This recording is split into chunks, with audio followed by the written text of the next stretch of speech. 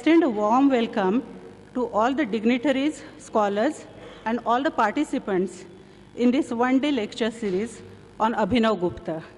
And I request all the dignitaries to please come on the dais. Professor Bahulkar, Advocate Sadananda Phadke ji,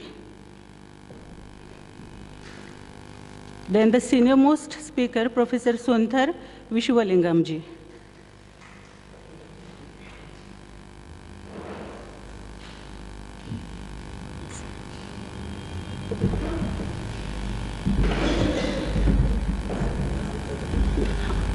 And Dr. Mrunal Kaul.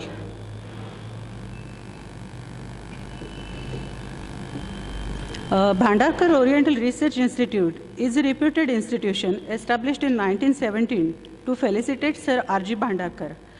Although it needs no introduction, I take this opportunity to mention some milestone achievements of this institute. Critical edition of the Mahabharata and History of Dharma Shastra are the two monumental publications for which the institute is known. And it gives me immense pleasure to note this, that the institute is nowadays engaged in various modernization projects. There are some projects going on in the institute, like construction of auditorium, guest house, which has been funded by Central Government of India. And the major project that goes on is digitization of manuscripts and books. Apart from this, the institute engages itself in major research projects like the Prakrit Dictionary and Cultural Index of the Mahabharata.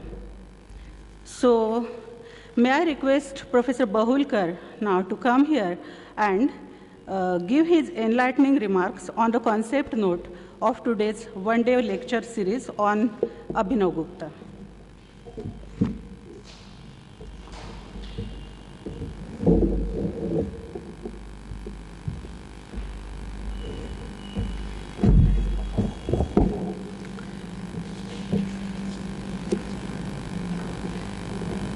Respected Advocate Sadananda Phadke, President of the General Body of the Bhandarkar Oriental Research Institute, Professor Sundar Vishwalingam, Mrs. Elizabeth Shalier Vishwalingam, Dr. Mrunal Kaur, distinguished scholars, colleagues, and students. It gives me great pleasure to welcome you all this morning on the occasion of the lecture series organized to commemorate Abhinavagupta's contribution, the contribution of the great scholar philosopher of Kashmir. At the outset, it will not be out of context to highlight the significance of the program being organized today. The second millennium has witnessed the emergence of a number of religious sects, development of philosophical tenets, creation of literary and scientific works, and transmission of knowledge systems through Sanskrit and modern Indo-Aryan languages amidst the political turmoil all over India. Among the prolific writers and thinkers towards the end of the first millennium, the name of Acharya Abhinavagupta is held in high esteem for his versatile contribution to a number of branches of traditional learning: Kashmir Shaivism, Indian dramaturgy, poetics and aesthetics, music, devotional poetry, historiography, commentarial literature, and so on. It has been argued on the basis of historical evidence that he completed his seminal work, Reflections on the Recognition of the Lord, Ishvara Pratyabhidnya Vimarshini, At the time of winter solstice in 1015, at about the age of 66, some 5 years before his death. During the past millennium, his works have continued to influence and shape the Indian traditional disciplines. In recent decades, there is seen an upsurge of interest in the study of his philosophy. His commentaries on Bharata's Natya Shastra and Anandavardhana's Dhvanyaloka, his devotional poems, and so on. Abhinavgupta, I must say, has become a subject of serious study for many students and scholars in India and elsewhere. In my own research area of Buddhist Tantrism, I observed that the theory and practice of Vajrayana, the Buddhist Tantric way to the attainment of the Buddhahood, Kashmir Shaivism, and particularly Abhinavgupta, has influenced the Buddhist Tantras. Some scholars, such as Alexis Sanderson, have pointed out the striking similarities between the Shaivite and Buddhist Yogini Tantras. There is an ample textual evidence to show the interaction between the Shaiva and the Buddhist thinkers of Kashmir. Abhinavgupta is reported to have studied with a number of gurus various tenets of Indian philosophy, including the Buddhist philosophy. He quotes the views of Buddhist authors such as Dharmottara and Shankarananda. A comprehensive study of Abhinavgupta's accomplishments would shed further light on the development of Indian philosophical tradition.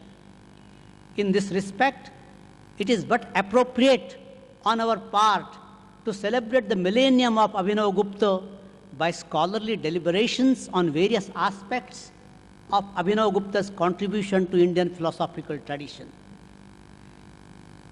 As one of the academic programs being organized on the occasion of its centenary, the Bhandarkar Oriental Research Institute had decided to organize, in collaboration with other institutes, a 3-day international seminar on millennium of Abhinavgupta, his contribution to world thought.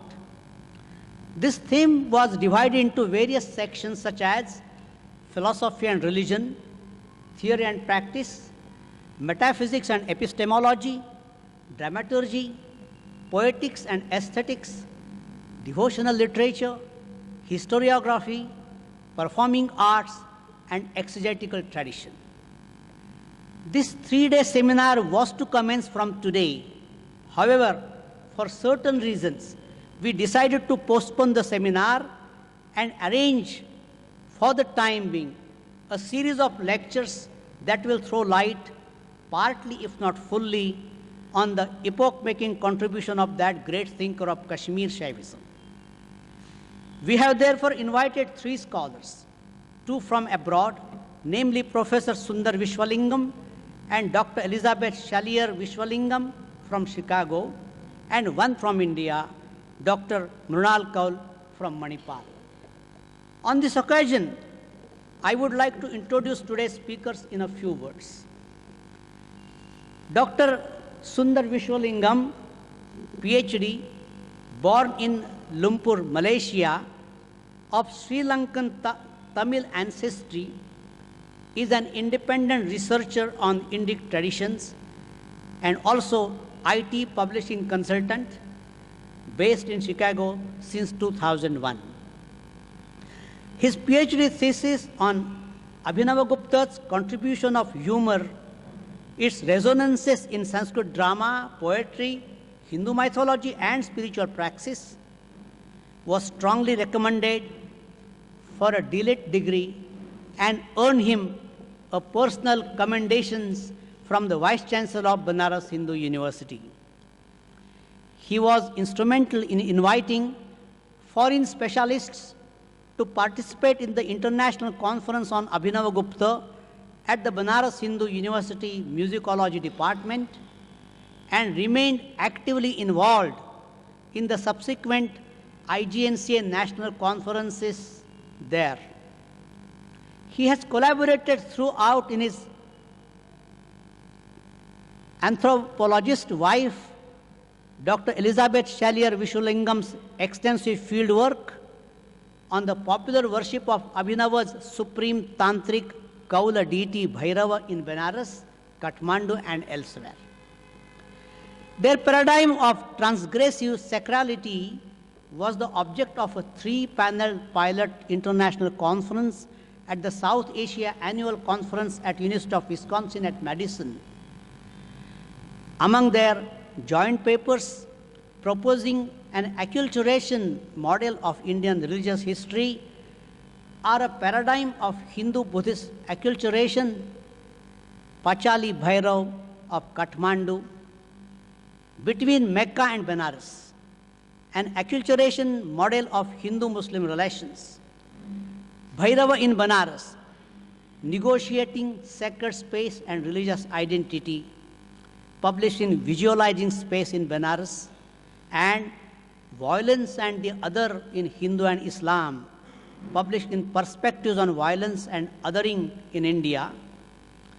He has been guest editing the work Abhinavgupta Reconsiderations, which includes papers from the 2 BHU conferences and his comprehensive introductory overview titled Towards an Integral Appreciation of Abhinavgupta's Aesthetics of Rasa, being updated in 2018.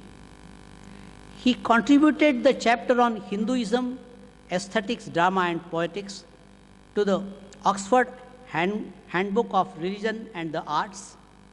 Also his publications, including the forthcoming Indian Carnival and Human Freedom, From Transgressive Sacrality to Global Spring, Bhaktin in India, based on his keynote address at this international conference, and Tanmayi Bhavana as empathy, recognizing other as self in Abhinavgupta's aesthetic wisdom, published by Oxford Center for Hindu Studies, and Abhinavgupta's Rasa Aesthetics and Bharata's Sacrificial Theatre, Humor and its Semblance in the Little Clay Cart, Mritchakatika, in Abhinavgupta, the Genius of Kashmir, December 2000 conference volumes. These are inspired by Abhinavgupta's constructive vision and way of thinking. Since 2001, he has been hosting and animating the swabhinava.org global website for collaborative multilingual publishing that aims to apply and extend Abhinava's insights, making them more accessible to non-specialists. Dr. Vishwalingam was a senior visiting fellow at Harvard University from 1991 to 93, first at the Center for the Study of World Religions, then at the Department of Sanskrit and Indian Studies, before moving to the United States in 1989. He was a UGC postdoctoral research associate since 1984 at the Department of Philosophy and Indian Religions at the Banaras Hindu University. From 1993 to 2001, he occupied multiple editorial and product specialist roles at Macmillan Computer Publishing, later part of the Pearson Technology Group, culminating from 1999 in Director of Research and Development, charged with re-engineering the publishing workflow and knowledge management from PTG's informal IT web portal. I welcome him and request Advocate Sadananda Phadke to felicitate him.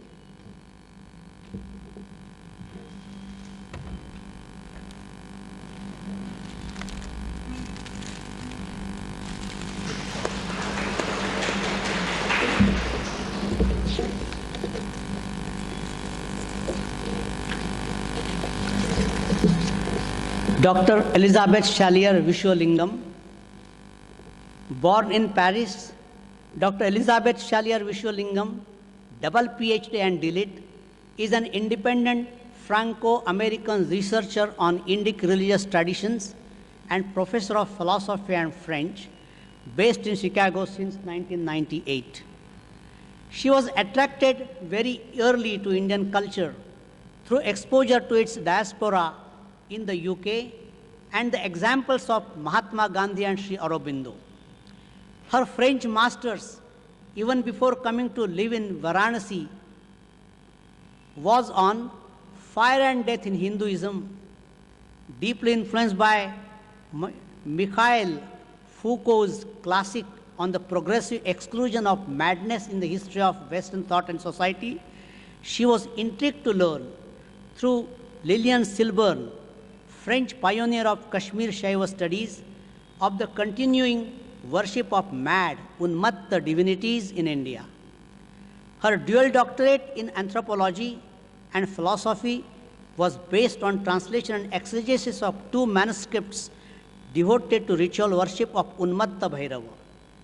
Supported by Franco-Indian scholarships, she conducted a decade of fieldwork that culminated in a delayed thesis, since published in French as Bhairava, Terror and Protection, Myths, Rites and Festivals in Benares and Kathmandu. She has collaborated throughout with her philosopher husband, Dr. Sundar Vishwalingam, in attempting to understand how this popular, syncretic, tribal, even criminal god, the Indian Dionysus, became the unlikely embodiment of the non-dual absolute, Anuttara, for Abhinavgupta. Her short paper on Bhairava, Kotwal of Varanasi, explains how this god of Brahmanicide could have been promoted to policeman, magistrate of Hinduism's principal sacred city. Her lengthy essay on Bhairava's royal Brahmanicide, the problem of Mahabrahmana, attempts to decipher this tantric god's Puranic origin myth from diverse angles to illustrate the dialectic of transgressive sacrality elaborated by Sundar to account for the ritual clown Vidushaka of the Sanskrit drama and the wider semiotics of Hinduism. Her Bhairava and the goddess, tradition, gender and transgression is a feminist interpretation of this male god as liberating his partner and thereby himself. Her interest in the other in French and world literature extends to research on India's Jewish communities, alone among the global diaspora, to have been neither persecuted nor assimilated. Her union and unity in Hindu Tantrism on Abhinava's exegesis of the Kula Yaga was juxtaposed to a Kabbalistic paper on sacredness of conjugal sex in between Jerusalem and Benares. Elizabeth's publications, including The Rule of Freedom, Rebelles, Bhaktin, Abhinavgupta for Bhaktin in India, based on a plenary address at this international conference, juxtaposing early French literature, modern Russian theory, and Hindu tantric praxis, are inspired by Abhinava Bhairava's insistence on spiritual autonomy, swatantriya, as the potential birthright of all humans. She contributed the entry on Bhairava to the Hinduism section of the Oxford Bibliography Online. Dr. Elizabeth Shalier Vishwalingam was a senior visiting fellow at the Department of Sanskrit and Indian Studies, Harvard University from 1990 to 92. During this time, she also taught French at Boston University. Before moving to the United States, she taught Indian philosophy and French for 4 years at the Eötvös Lorández National University in Budapest, Hungary. She has been teaching philosophy and French literature at the International School of Chicago since 1998, and since many years also French at the School of the Art Institute of Chicago. She has also contributed essays on world literary themes, Franz Kafka, Esther David, etc., to Indian and international volumes. I welcome Dr. Elizabeth and request Dr. Advocate Sadananda Phadke to felicitate her.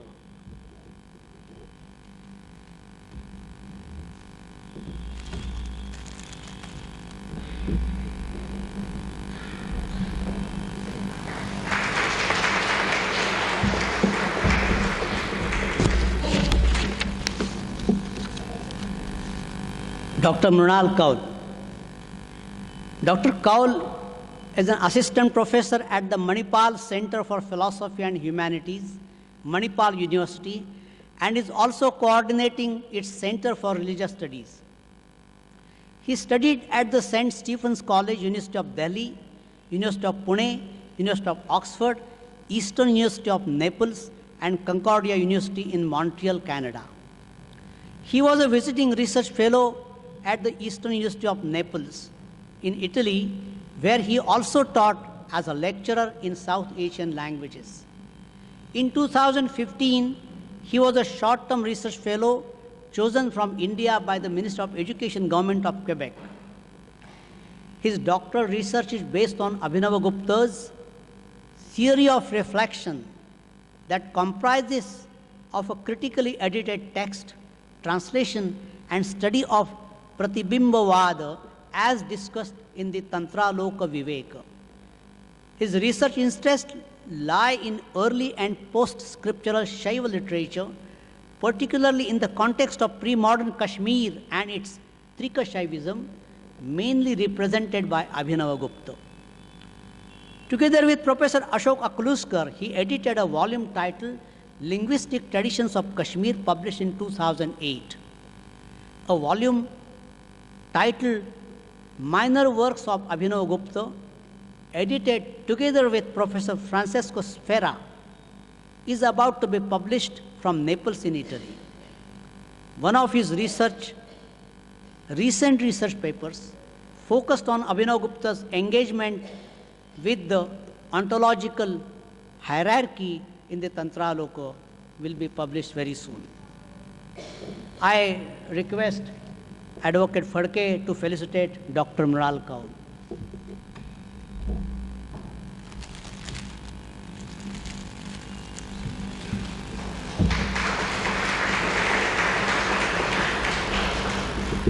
I should be pardoned for my long speech, spending quite some time for this inauguration. We are all greatly looking forward to listening to the eminent scholars, whose presentations, I am sure, will be a good food for thought for all of us. The discussions that will follow are also expected to enhance our knowledge of this subject. This is a great advantage of such scholarly gatherings, which are called Sangoshti in Sanskrit. May I conclude my speech with a couple of verses I have composed to highlight the importance of Sangoshtis. The verses says that no conference is futile. You attain the dharma, sometimes artha, sometimes maitri, sometimes worldly success, and at some times there is something like tattvava bodha. And therefore, no conference is worthless. And what is the conference? The speakers, they are the priests. And the listeners, they are the devatas, deities. And the organizers are the yajamanas. The verses, I would like to read them. Kvachid dharma, kvachid artha, kvachid maitri, kvachid yasha, kvachid tattvava bodhascha, sangoshti nasti nishphala. Rutvijas santi vaktaraha, shrotaro devata mataha, yajamanam prasidantaha, ashirbhir vardhayantu te. Thank you very much.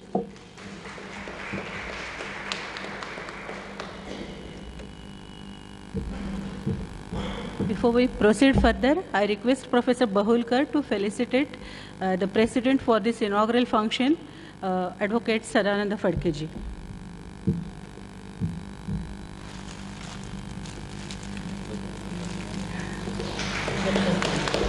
And now I request Advocate Phadke ji to give his inaugural remarks.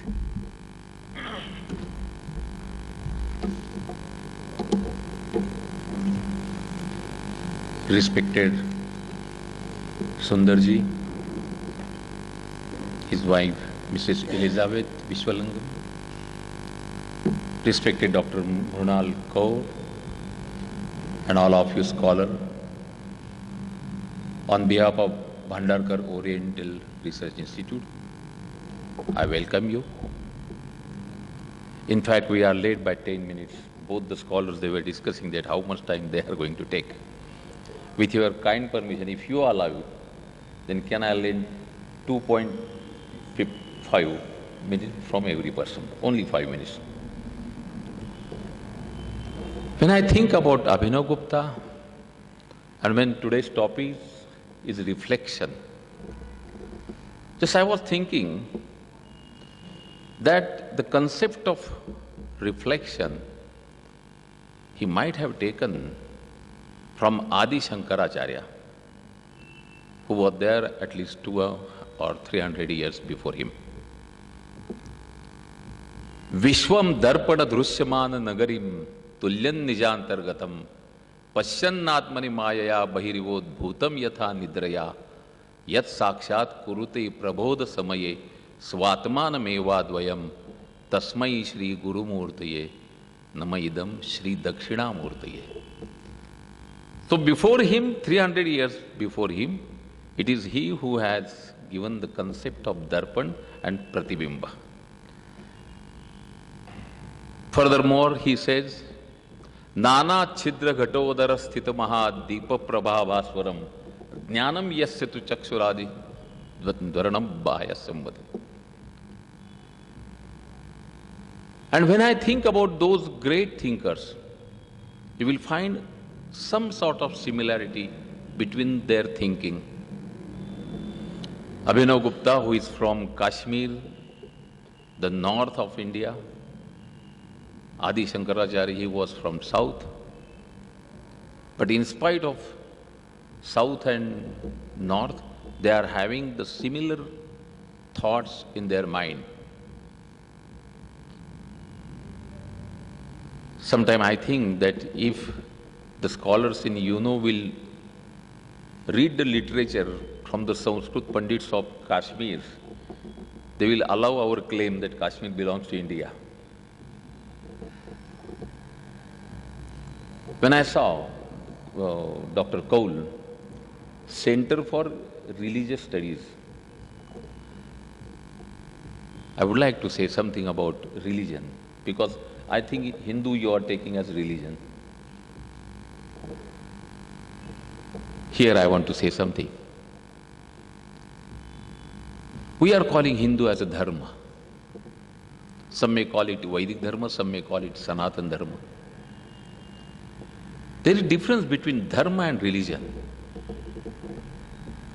Dharayate iti dharma. If you will compare both the words, you will find in the case of religion, there is a founder for religion. You can trace out the trails in which year it was formed or established or started. You will find in case of religion, there is holy script for each and every religion. For example, for Mohammedans, it is Quran. For Christian, it is Bible. For Parsis, it is Avesta. But can you apply these three conditions to the word of dharma? The answer is no. You cannot detect the year in which it was formed, it started. You cannot say a single person that it is he who has formed this dharma. And you cannot say that it is only one book which is holy script of that particular dharma. And therefore we are mixing the two things. Dharma is equal to religion and religion is equal to dharma. I differ with them. Religion is a code of conduct, while dharma is a way of life. Dharma is like the surface of the earth, and the religions are like pathways on the land. Pathways can be changed, but the land of the earth cannot be changed. All of you, you are here and eager to hear these two scholars who are towering personality in their own fields. You are here to acquire some knowledge. I remember the incident in the life of Adi Shankaracharya. At the time of evening, he was on the seashore performing his sandhya. He offered his arghya to sun, and he sat calm, quiet, having his dhyana dharana. After some time, the high tide started. Some waves, they came and touched the feet of Shankaracharya. With the touch of water, he opened his eyes. Then he looked at his disciple, his student, his shishya, because he was supposed to awake him. He saw the student, the shishya. He said, "Vatsa, where are you looking at? Where are you lost?" Because he was staring, glazing, observing the face of Shankaracharya. He was lost. Again Shankaracharya asked, "Where are you lost?" Then he came on his senses. He said, No, Acharya, I was thinking how much knowledge you are having.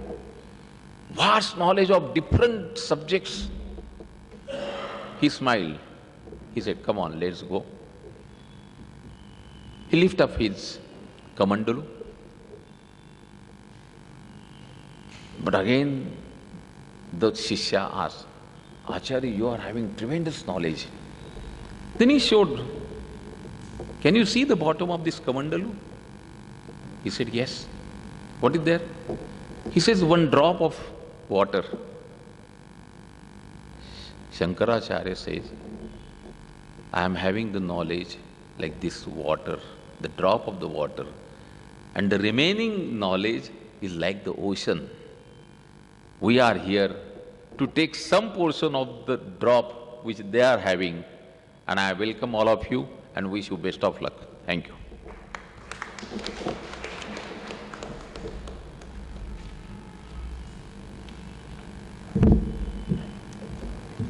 Thank you for these inaugural remarks. And now I request Dr. Mrinal Kaul to give his speech on Abhinavgupta on reflections.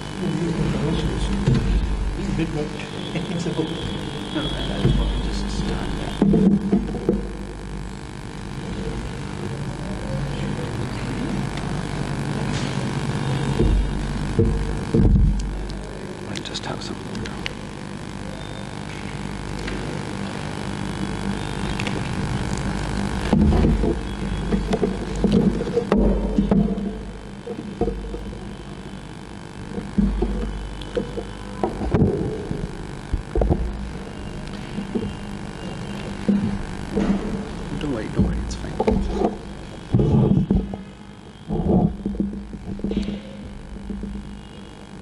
Abhinavaguptanath likhtam mama hridaye tad itara shastrakara likhtam salile.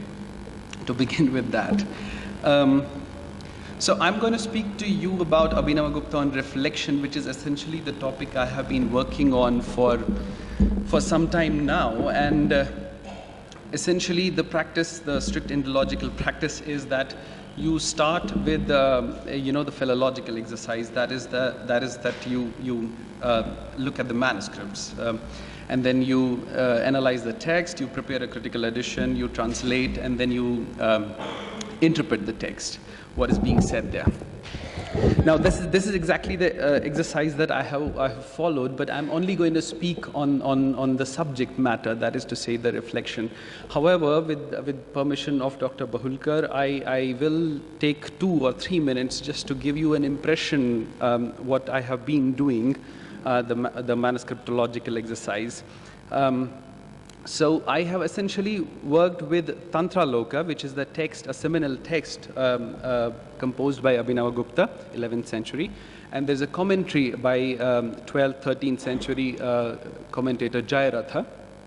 And there are about, I think, 39 manuscripts I have found around the globe, I mean, so far, known manuscripts.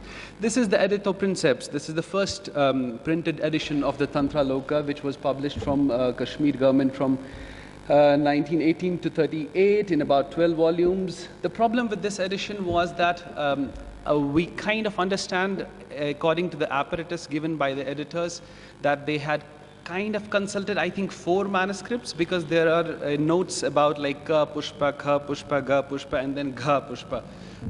However, the problem is that in none of the 12 volumes there is description of the manuscripts. So we don't know what these Ka, Kha, Ga, what those manuscripts are. We have no idea of them. Probably some of them are already what I have used again for my edition. And this is the sample of kind of edition which I'm preparing. Tantra Loka is a long text of 37 chapters with the Jayaratha's commentary in 12 volumes, so on and so forth.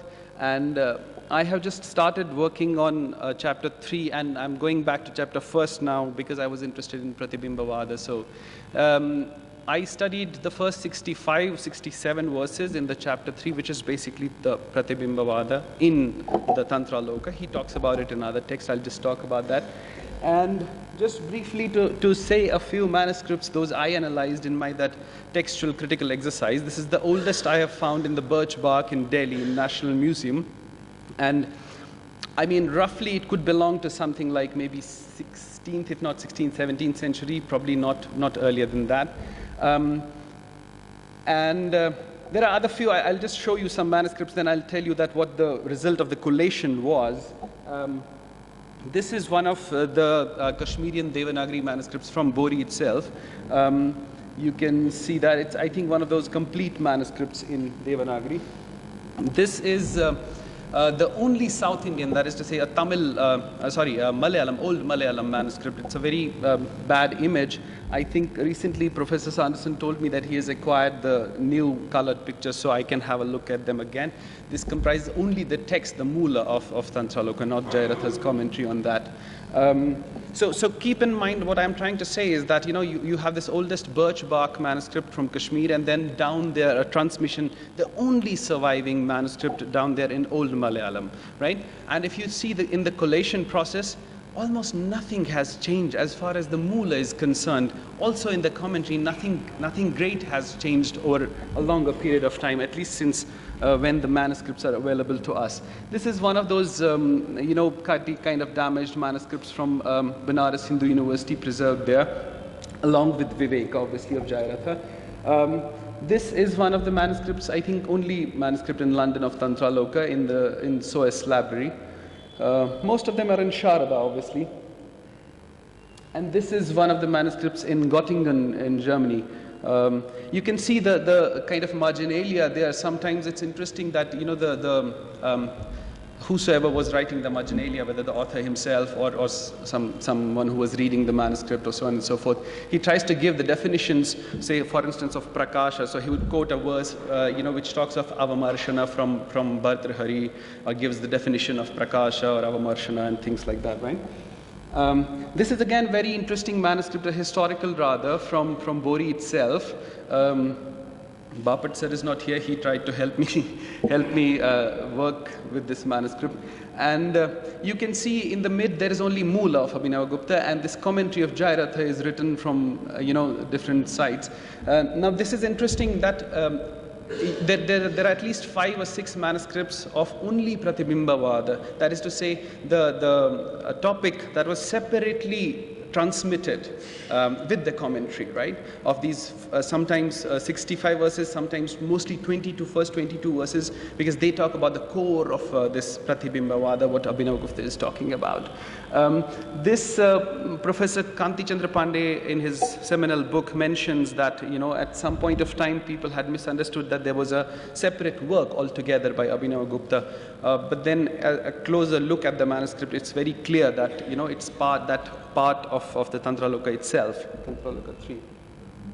This is another of the same sort, where you have in the mid the Mula, and then you have this Viveka, the commentary of Jayaratha, from all sides written. It's in BHU, Benares, in the university.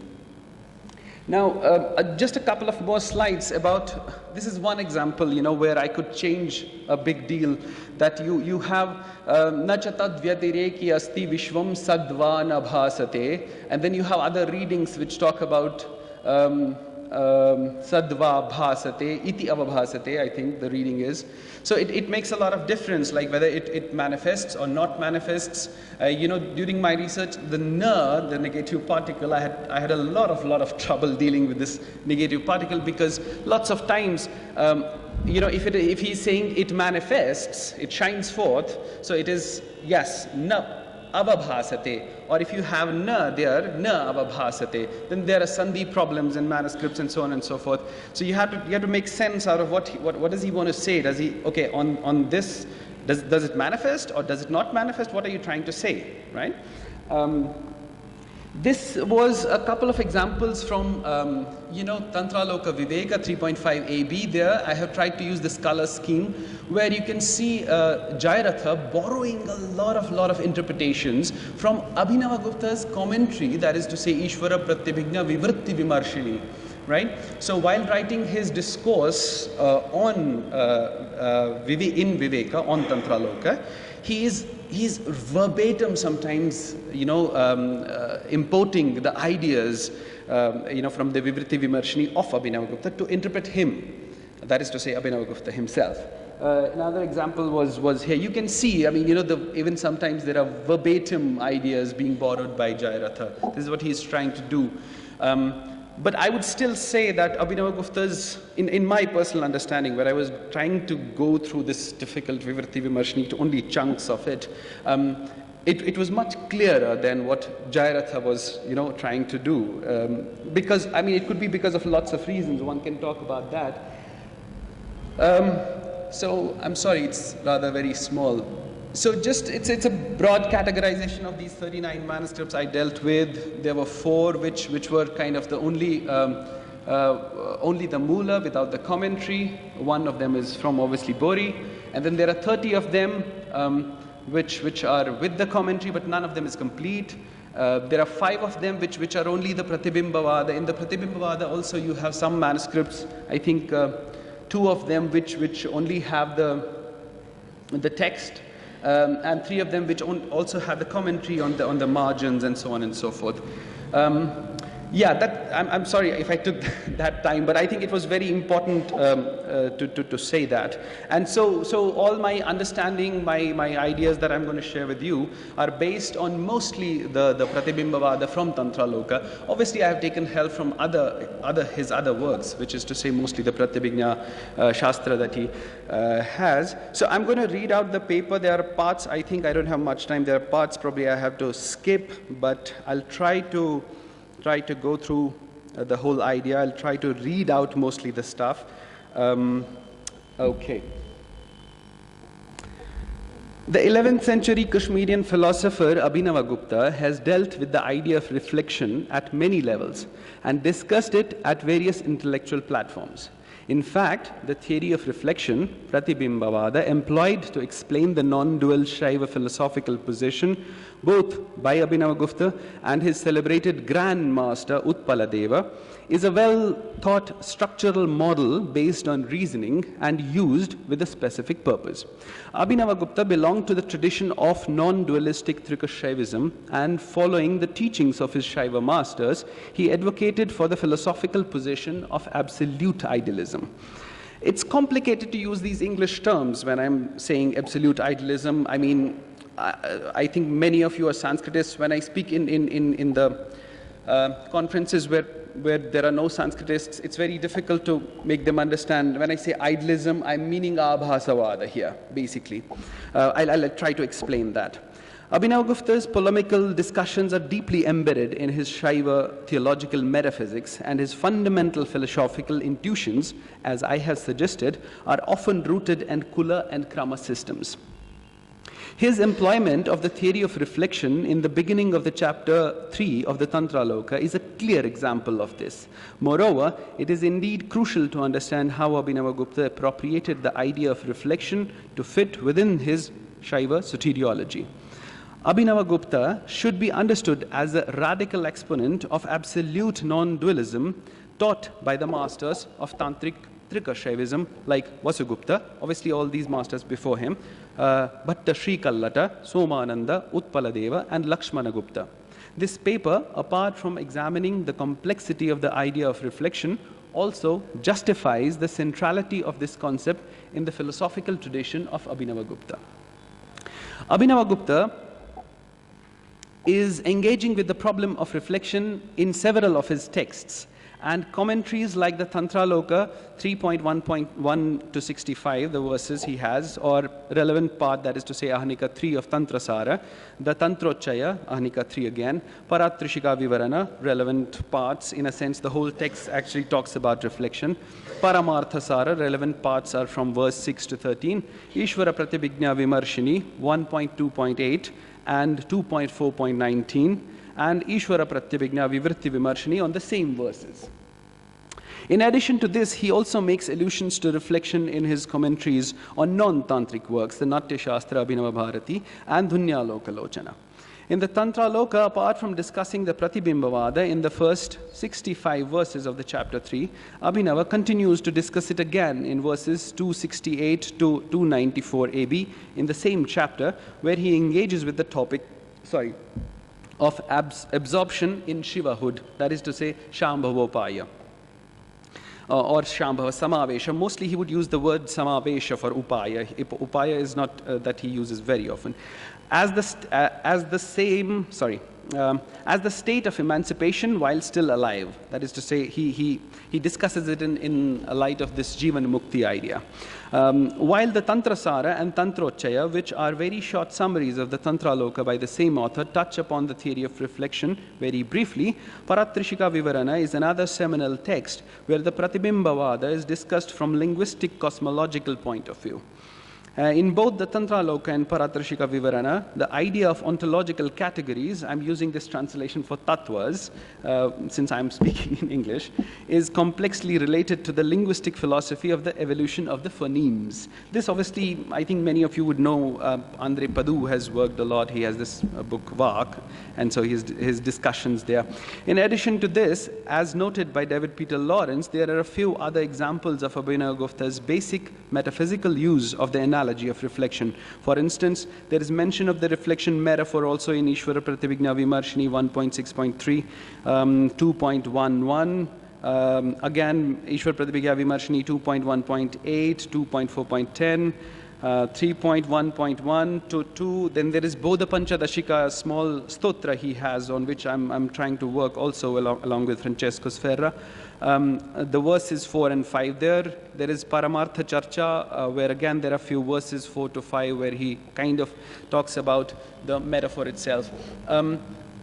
Some point of time, it's not possible probably in this lecture itself, but to look at the complexity of the idea, it's very important to understand that, you know, he uses the analogy, that is to say, I'm using analogy and metaphor interchangeably, I'm aware of that, but he's using this analogy very often in a different sense rather than using it also at times as a maxim, for instance, and he makes it very clear. There's a wonderful paper by Rastogi sir, Professor Navajivan Rastogi, on some nyayas in Abhinavagupta, and he also talks about this idea of Darpana Nagara Nyaya, Darpana Mukha Nyaya. So he makes it sure sometimes, you know, where he's using it as a nyaya, for instance, a maxim, or where he's using it differently, for instance, right? The difficulty at times I had, for instance, many a times, it's difficult to see where he's talking about the Mukha Darpana and where he is talking about Chiddarpana, for instance, the mirror of consciousness. So when you're reading the text, you have to be really aware of, like, what is he trying to do while translating the text? Is he talking about the idea of face mirror or consciousness mirror? Abhinavgupta is certainly not the first to employ the use of the theory of reflection or even the mirror metaphor to illustrate his system. In fact, as already argued by Isabel Rathier, Utpal-Deva, Abhinavgupta's grandmaster, is undoubtedly a significant source for critically exploring the complex nature of reflection, for understanding the polemics of reflection in non-dual Shaiva philosophy. This is gradually becoming clearer thanks to the discovery of the fragments of the manuscripts of Ishvara Pratyabhijna Vivritti by Professor Raffaella Torella and Isabel Rathier, which was believed to be lost for a long time, but they have tried to discover parts of it, very significant parts of it. Now those parts are published. Before going any further, we should have precise clarity about two things. One is, what do I exactly mean when I say that both Abhinavagupta and Utpaladeva before him were using the theory of reflection as a well-thought structural model based on reasoning? And the second is that what were they trying to achieve by doing what they were doing? As far as the intellectual history of South Asia is concerned, I do not need to re-establish the fact that the beginning 7th century also began the age of reason. Earlier theological discourses were gradually proving themselves using the touchstone of critical philological thinking based on the strong pillars of reasoning. In fact, much of what is taught and argued for in the non-dual Shaiva exegetical literature is the reworking of ideas drawn from other systems, including ostensible opponents. This is particularly the case with the Buddhist logical epistemological school's profound influence on the Pratyabhijna system. The Buddhists, who were Anatmavadins, were the staunch philosophical rivals of the Shaiva non-dualists. So much so that sometimes the non-dualistic Shaiva masters were seen siding with the dualist Shaiva Siddhantavadins to mark their animosity for the Buddhists. To challenge the position of Buddhists and Siddhantins, a stream of thought gradually emerged, adhering to a strongly non-dualistic position. The emergence of non-dualistic Shaiva traditions may be understood in part as a reaction to Shaiva Siddhanta and the Buddhist Vijnanavada in particular, in the same way as in earlier philosophical realm, the advent of Buddhist logic was basically a reaction to Naiyayikas. This non-dualistic position manifested into such branches as the philosophy of recognition, the Pratyabhijna, which was purely a dialectic method to encounter the Buddhists and to restructure dualistic Siddhanta positions as non-dualistic. There are lots of very interesting examples. For instance, you can see the Kshemaraja's two commentaries called Udyota, both of them, on Swachanda Tantra and the Netra Tantra, which are basically dualistic tantras, but he converts the tantras by writing his commentaries into non-dualistic. However, even though Abhinavagupta is one of the main exponents of the philosophy of recognition, he cannot be seen confined to the Pratyabhijna system alone, and thus his logical epistemological interpretation of reflection is just a single dimension of what his larger project was. While in the Ishvara Pratyabhijna and the Ishvara Pratyabhijna Vivritti Vimarshini, Abhinavagupta was building upon the Pratyabhijna-based Trika. In the Tantra Loka, he engaged in crafting a Trika grounded in Krama cult, in Kali. In addition to this, in his Anuttara Prakriya, that is basically represented by the Paratrishika Vivarana, he is shaping the Trika immersed in Kula Prakriya. Now, I am aware of the technicalities. Maybe not everyone is following the technicalities of this terminology. We can talk in the discussion time about that and so on and so forth. So I'll just go on. The Paratrishika, on which Vivarana is a prose commentary by Abhinavagupta, is a short text. I'm quoting Alexis Sanderson here. Teaching a form of the Trika known as the Anuttara, Ekavira or Parakrama, in which a simplified essentializing form of worship and meditation is directed to Para alone, that is to say Para, goddess, and her seed syllable, Saw. As noted earlier, Abhinavagupta's theory of reflection functions at several levels. Ontologically, through its application with respect to the ontic realities, tattvas, it seeks to establish that the universe is a reflection of the absolute in the absolute. Now that's important, of the absolute, in the absolute. I have put that of and in italics here. At the phenomenological level, it describes the yogic practices prescribed in the Trikashaivism. From the epistemological point of view, this theory is being advocated through the doctrine of recognition, which we just talked about a bit. From the point of view of the philosophy of language, Abhinavagupta explains his theory of phonemic emanation using the theory of reflection, since for him language is an essential form of reality.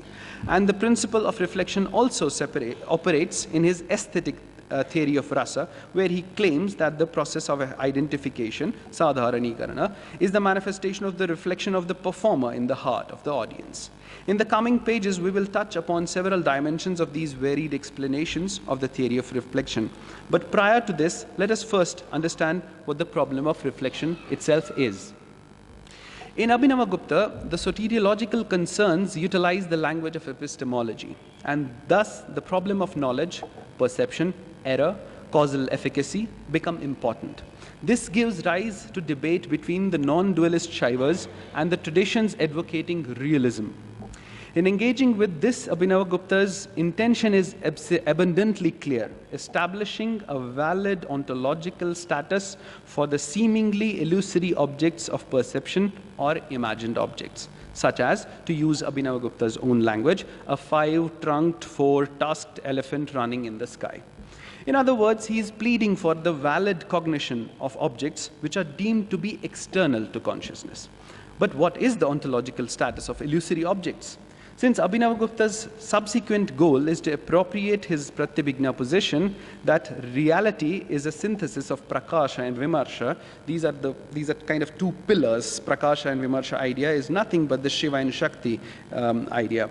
How does he achieve this goal? By exploiting the mirror analogy and establishing a non-erroneous ontological status for otherwise elusive idea of reflection. At one level, the problem of reflection for the Shaiva non-dualists is based on the complexity of debates between the realists and the idealists, where Abhinavagupta is pleading for the absolute idealistic notion of reflection. This is to say that his system does not negate realism, but melds it with realism. This obviously brings him into conflict with other philosophical systems which maintain either idealism or what B.K. Matilal calls direct realism, but not both at the same time. Talking about the ontological status of reflection and the metaphysics of light, realists and idealists hold diametrically opposite views. To find a solution to these problems, they make an exhaustive use of the analogy of reflection of a face in a mirror. The question is whether a face in a mirror is a reality or simply a sensory illusion. It is eventually through this analogy, it is claimed that the universe, or to be precise, the universe of our experience is to be understood as both real and ideal at the same time because it manifests using the word bhati or abhati. That's why his system calling it abhasavada, which is also diametrically opposite, by the way, to the Vedantin's notion of the idea of abhas and so on and so forth. The empirical world is not reduced down to an illusory object. In fact, illusion is indeed a realistic experience of illusion as illusion, and not as something real as opposed to illusory. Here we are talking about the reality of ideal, the reality of imagined. How can something imagined or ideal be real at the same time? How can the imagination be real? Imagination as imagination, now I'm using kind of complex language here, please bear with me. Imagination as imagination is as real itself. In fact, to use the phrase of David Shulman, it is more than real.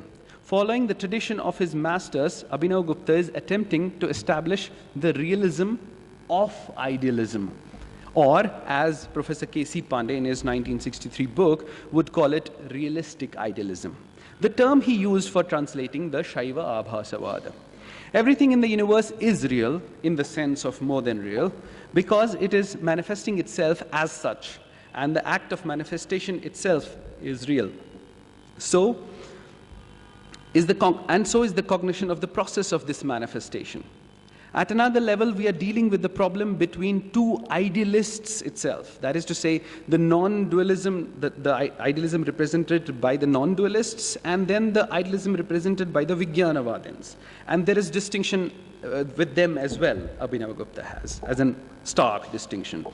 As far as the Buddhist Vijnanavada tradition is concerned, they also believed reflections to be completely unreal. Like Abhinavagupta, a Buddhist Vijnanavadin also argues that the entire universe is nothing but consciousness alone, Vigyapti Matra. However, the difference between the two idealistic positions is that of Vijnanavadin believes that the objects apparently external to consciousness are not a part of consciousness at all. They merely appear to be there because of our ignorance. For a Vijnanavadin, there is no evidence that external objects exist. On the other hand, Abhinavagupta's thesis is diametrically opposed to that of Vijnanavadin. In his idea of consciousness, there is nothing external to it. It cannot be. Even what are called external objects by a realist or a Vijnanavadin idealist are very much within consciousness, according to the non-dualistic Shaivas. Contemporary scholars have already studied in depth the philosophical conflicts arising between Utpaladeva, Abhinavagupta on the one hand, with those of other schools who either subscribe to idealism or realism. I mean, mostly by Isabel Ratier and Professor Torella. They have done lots of study. It is well established that on the side of idealism, the Buddhist Vijnanavadins are the main opponents of the non-dualistic Shaiva system, particularly in the Pratyabhijna realm, I'm saying, apart from others who may be termed ancillary opponents. In the small fragment of the Pratibimbavada in the Tantra Loka, Abhinavagupta particularly chooses to counter the arguments of the logicians, and kind of logicians alone, Nayayikas, for they advocate a solely realist idea of theory of reflection. In his unique debating style, Abhinavagupta does not completely reject the thesis of his opponents, but rather suggests ways to improve upon their models by accepting his own proposals as addition to their own. That is, to accepting the realistic idealistic position of the Shaivas as well. Thus, for instance, Abhinava does not reject the 25 in the realm of, I'm giving you another example from Sankhya, for instance. Abhinava does not reject the 25 tattvas of the Sankhya system, but adds 11 more to it, adhering to the cosmology of early Shaiva scriptures, which is mostly coming from the model coming from the Shaiva Siddhanta. Also, for instance, he does not ask Nayayikas to shun their realism, but only to accept idealism as well, so that their system is complete. That's what he often talks in that language. At another level, it becomes the problem of subject and object, where there is a strong attempt being made to establish the absolutely autonomous and self-sufficient nature of the single universal subject that should be understood as beyond the binary of a realistic notion of both subject and object. I'm sorry if this is sounding like complicated language, but I'm trying to open up and trying to explain the things. We are talking of, as Professor Pandey would put it, I'm using his phrase, all-inclusive universal consciousness or self. That's what he uses. According to Abhinavagupta, from the absolute point of view, it is the undifferentiated consciousness alone that is beyond the notion of subject and object, yet containing within itself the differentiated nature of both. That's why he's talking of something beyond realism and idealism.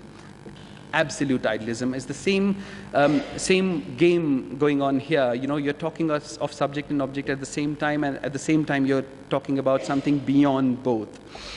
To put it in other words, we are not merely speaking about the subject and object, but we are talking about the knowing subject and empirical subject, or the other, para. Or he has a long discussion in Vimarshini on the para and apara.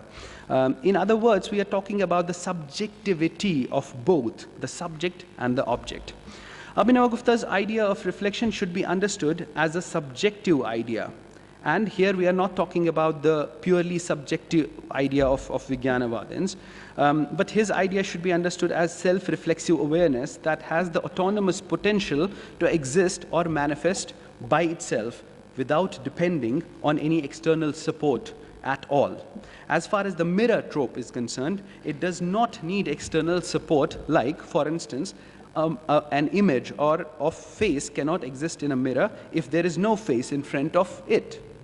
To put it in other words, that even the so-called illusory objects are understood to be as real as the real objects themselves. Now, how does he do it? You know, trying to first work out in his ontological idea, in his Tattva Shastra, right? So Abhinavagupta, I mean, I have this one quote to be more creative. Abhinavagupta uses the metaphor of the reflection of a city or a face in a mirror to establish the Shaiva theory of manifestation, Abhasavada, maintaining that this universe is simply a reflection in the form of the supreme consciousness. But the metaphor is more complex than it may seem at the beginning, since it involves other fundamental topics. For instance, the relationship between the oneness of consciousness and the manifoldness of the universe, and the evolutions of the multiplicity from consciousness and the reflection of the former in the latter. The metaphor is also relevant in our daily life, which I think all of us would understand. When we see our face in a mirror, is that image of our face in the mirror to be understood as a reality or an illusion? In other words, we might simply say that we see in the mirror, we might simply say that what we see in the mirror appears to be our face, but it is not precisely our face, quote unquote. In other words, it is just a reflected image of our face. Here we encounter another crucial question. Is a reflected image itself real? This is to say, does it have an independent ontological status of its own, to come back to the question we asked in the beginning, right? Or is it something that can never exist in the absence of its prototype? That is to say, I mean, we are talking about bimba and pratibimba. Can pratibimba exist without a bimba? That is the idea. Even if Abhinavagupta's use of the mirror metaphor sometimes sounds paradoxical, his ontological position is abundantly clear, in that a reflection is as real as an original image. He is not always clear in his use of the mirror metaphor, however. On one level, this metaphor is used for consciousness. The idea of this, that is to say, the idea of this universe is a reflection of the divine in the mirror of absolute consciousness. Here, the divine is a prototype or image that the universe is a reflection, while consciousness is compared to a mirror. On another level, he seems to suggest that just as a face or a city is reflected in a mirror having this unique capacity to manifest whatever is reflected within its surface. In the same way, the variegated nature of the divine manifests on the surface of its own consciousness. The employment of the mirror metaphor in this tradition should be understood from two perspectives. From the worldly point of view, both image and reflected image are to be understood as separately existing, while they are not to be understood as two distinct entities from the absolute point of view. Here, the important thing to keep in mind is that a mirror has numerous limitations when it is reflecting, but consciousness has no limitations of any sort. So, the mirror metaphor is somewhat misleading. It can show that just as a face or a city is reflected in a mirror, or just as any number of varied objects or different colors, sizes, shapes, and weights, etc., are simultaneously manifesting on the clean surface of a mirror, in the same way, whatever is perceived as this universe is nothing but a reflection in consciousness.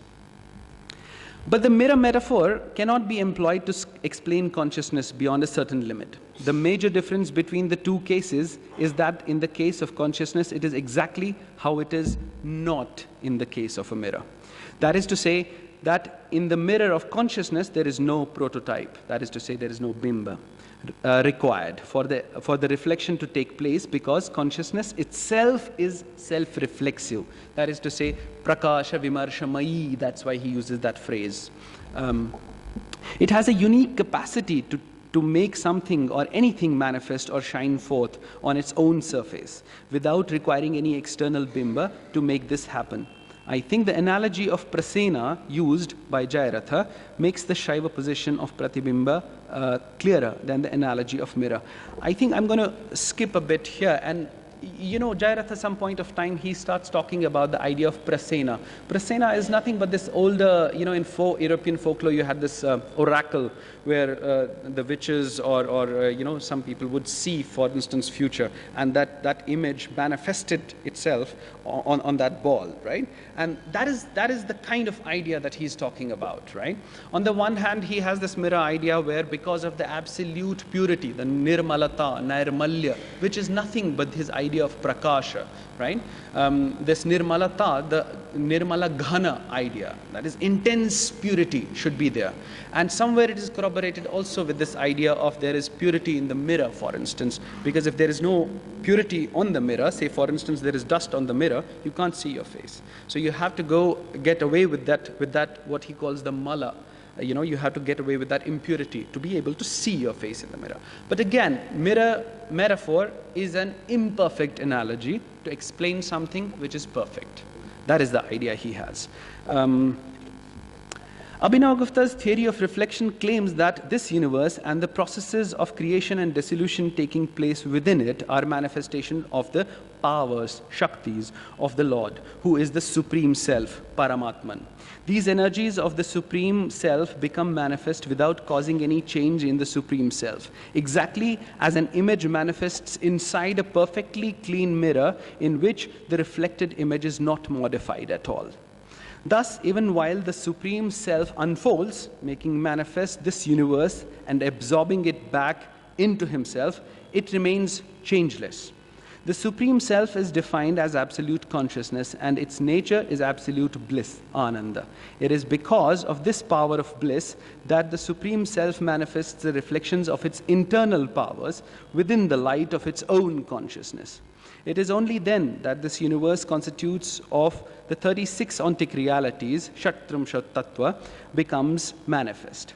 Now, this is what he tried. I mean, I have stolen this image from other sources, but this is what in his ontological system is going on, where he tries to talk about two parts, the Shuddha Advan and the Ashuddha Advan.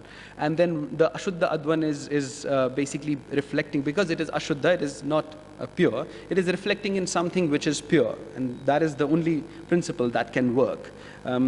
According to Abhinava, it is Lord, consciousness itself. So these are synonymous ideas. When I say Lord, I'm kind of translating the Paramashiva idea that he has, who manifests as the universe while illuminating his own manifestation in form of the both original image, Bimba, and the reflected image, Pratibimba.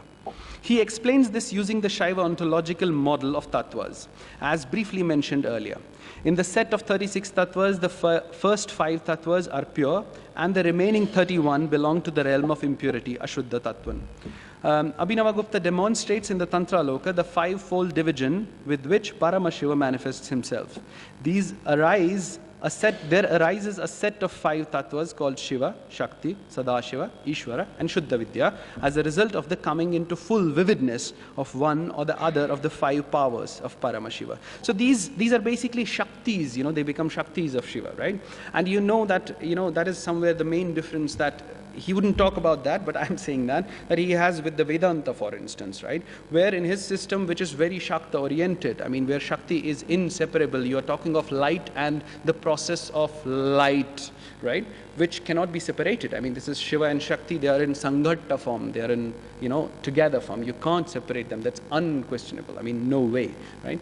So that idea of Maya, for instance, that Vedantins have in his system, Maya plays an important role.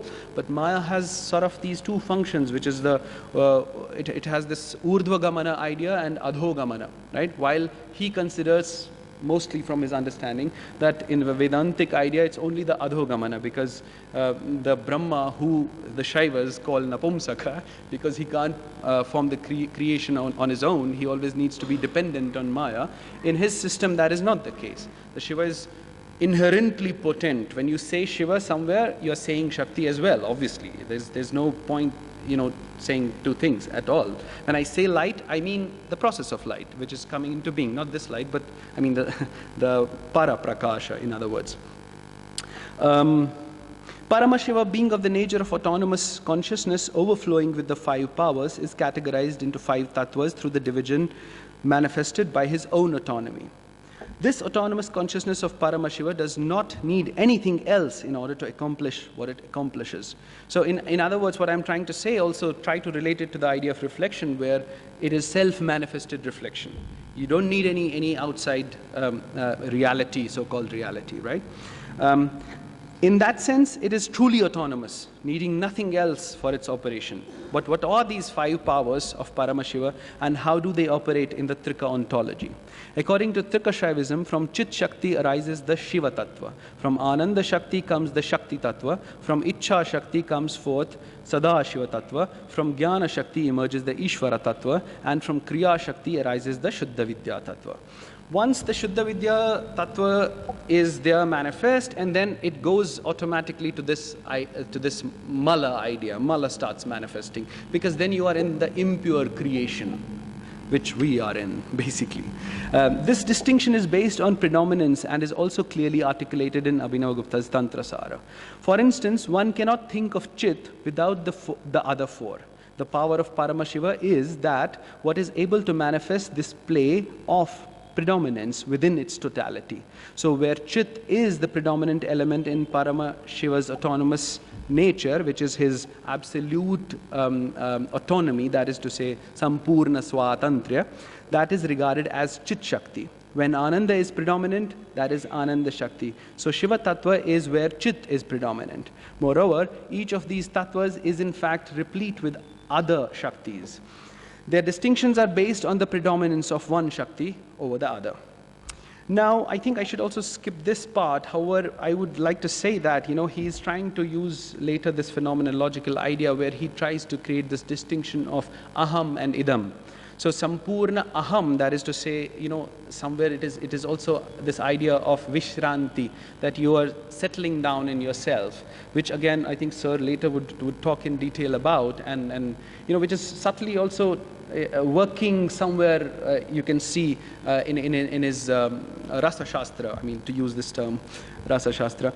But all I'm saying is that, he has this scheme of aham and idam parallelly working with these tattva ideas, right? When is it that Shiva is he's complete, purna in himself, like he's complete within himself, and then he wants to be 2, right? So there is this idea of that he creates this spandana idea, and then spandana is nothing but this idea of krida as well. Sometimes that is referred to, Bhaskara Kantha refers to that idea of krida. And then after the 2 begins the other parts, other parts are coming into being. And it's very clear that this is happening because of his absolute notion of bliss, that he is overflowing with joy, overflowing with ananda. And then he wants to come into this action because of his ichha, because of his desire. That's why in his system, this Pratibimbavada is working in the Ichhopaya, which is the Shambhavopaya, because it's out of the absolute swatantra, absolute will, that he's able to just create in the sense of like become 2 with the Shakti, and then, which is again something like not dualist idea at all, absolutely not. That's what I'm trying to discuss in few other lines here, but I think I'll just go ahead.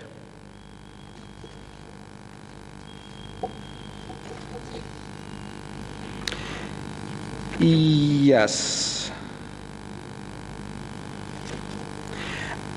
At the phenomenological level, this divine world is compared to the internal world of a yogi. The whole creation basically resides within us as a reflected image. In the inner world, there is no expectation of a bimba. This indeed is the glory of the overflowing swatantriya of Shiva. Even though there are 36 different tattvas, the universal nature of each one of them is of Paramashiva. In fact, in each tattva, there is the nature of 36 tattvas.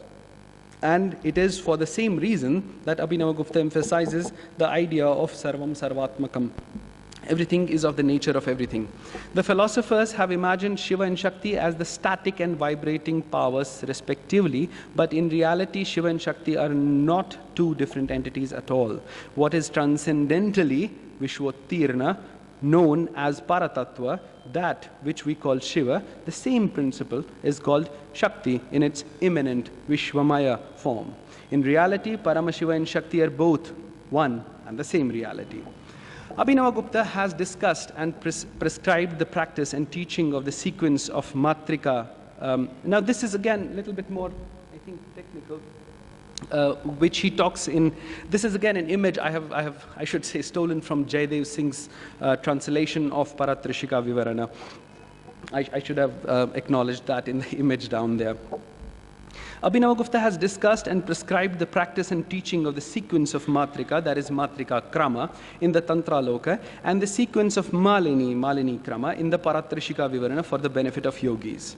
The later text discusses in more detail and in a variety of subtle and abstruse language the ontology of the 36 ontic realities accepted by the Shaivas. So I'll have a quotation from Padu, Andre Padu, I'm reading that. The tattvas associated with phonemes are enumerated from earth, the final gross element, up to Shakti, whereas emanation should, of course, occur the other way round. The reason for this, says Abhinavagupta in the Paratrishika Vivarana, is that the great emanation projected outside Shiva, or the supreme energy, is reflected in the supreme non-supreme energy, so that the latter, working like a mirror, makes the tattvas appear in a reverse order, revealing first the one which comes last in Shiva. As we are going to see, indeed, only the order of the tattvas is reversed, not that of the phonemes. While the theory of reflection enters another complex territory in the Paratrishika Vivarana, I'm not attempting to discuss that here, because there it's a different realm. One can only talk about that alone. Even though a reflection and its prototype are also to be understood in terms of subjective and objective experience, respectively, which in terms of hierarchy is also represented by Shaktopaya and Anavopaya, from the absolute point of view, the subjective and objective cease to exist. It is more like an integrated experience, which is named as Shambhavopaya, the self-reflexive experience. The Anava level is the level of impure substratum represented by the 31 impure tattvas, and the Shakta level is the locus of 5 pure tattvas. The Anava level lacks transparency and cannot comprehend its prototype, while the Shakta level is more transparent and thus is capable of conceiving a reflected image. I think I have kind of 2 other slides if this is not clear.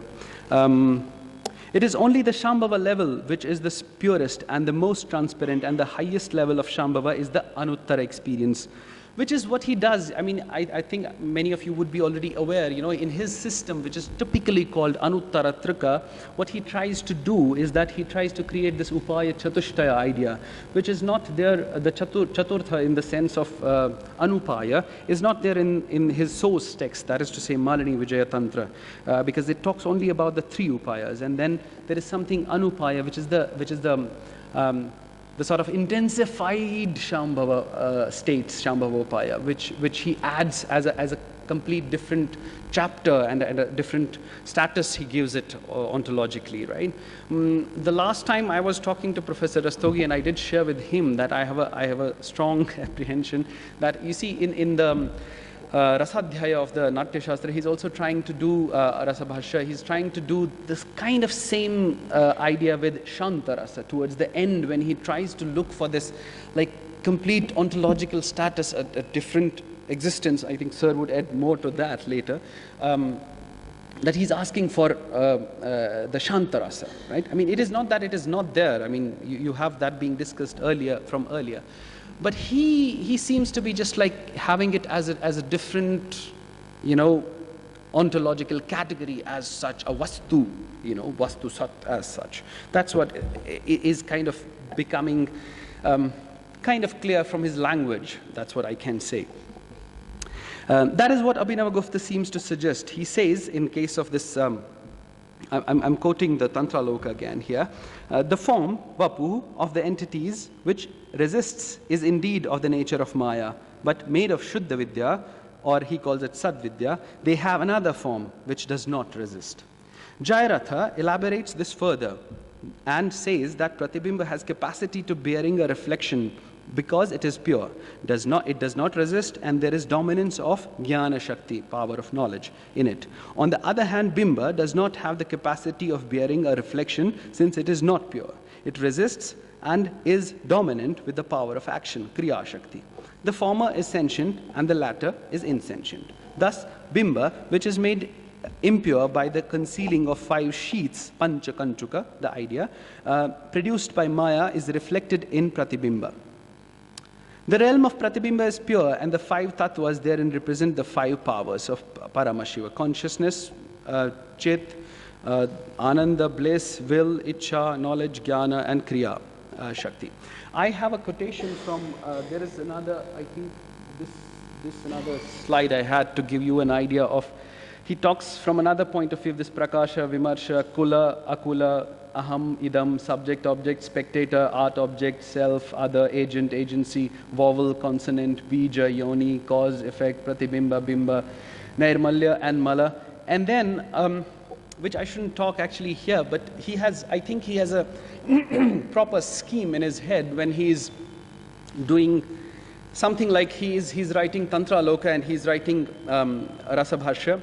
Or the Abhinavgupta, basically, because I concentrate on Rasabhashya, sometimes I'm mistaken.